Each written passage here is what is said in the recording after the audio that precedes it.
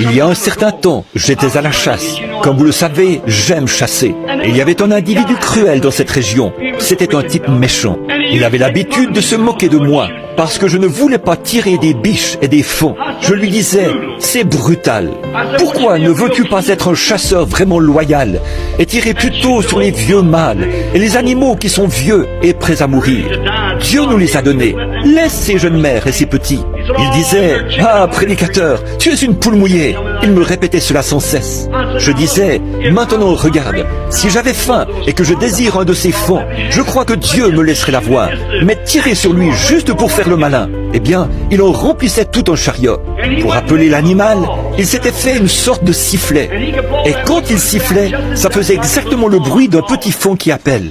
Un jour, nous étions ensemble dans les buissons et je lui fis honte. Je dis, à ta place, j'aurais honte de moi. Il tuait 8 à 10 fauns d'une seule fois s'il le pouvait.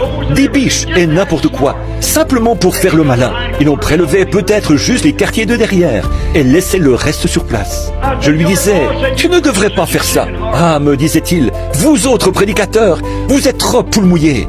Un jour, il se tenait là, dans les buissons. Il saisit ce sifflet et fit entendre ce son. Cela ressemblait à un petit faon qui pleure.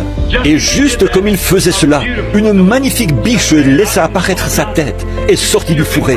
Vous pouviez voir ses jolis yeux bruns qui regardaient. Toute alarmée, elle regardait alentour. Le chasseur prit son fusil et épaula pour tirer la biche. Et celle-ci vit le chasseur. Mais vous savez quoi? Le cri de ce faon. Elle ne remarqua pas ce fusil. Elle cherchait ce bébé qui était en difficulté.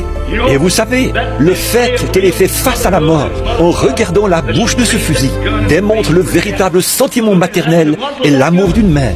Savez-vous quoi? Cette démonstration fut si remarquable que cela le toucha. Il jeta son fusil par terre.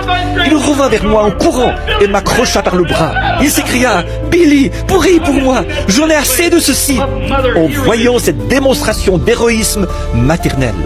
Oh, lorsque le monde verra la démonstration de l'amour de Dieu dans nos cœurs humains, quelle différence ce sera! Lorsque nous laisserons la colombe de Dieu venir dans nos cœurs et nous attendrir, nous rendre humbles. Là derrière, dans ce bosquet, je priais pour ce gars et le conduisis au Seigneur Jésus. Depuis lors, ce fut un chasseur bon et loyal. Certes, il pensait être dans son droit. Il faisait ce qu'il désirait. Ils sont sur mon territoire. Ils mangent ma luzerne là-bas s'ils le désirent. Je disais, c'est juste, mais c'est inhumain de faire cela. Tu dois renoncer à tes droits. Oh Dieu, aie pitié afin que nous le fassions. Ici, il y a quelque temps, oh,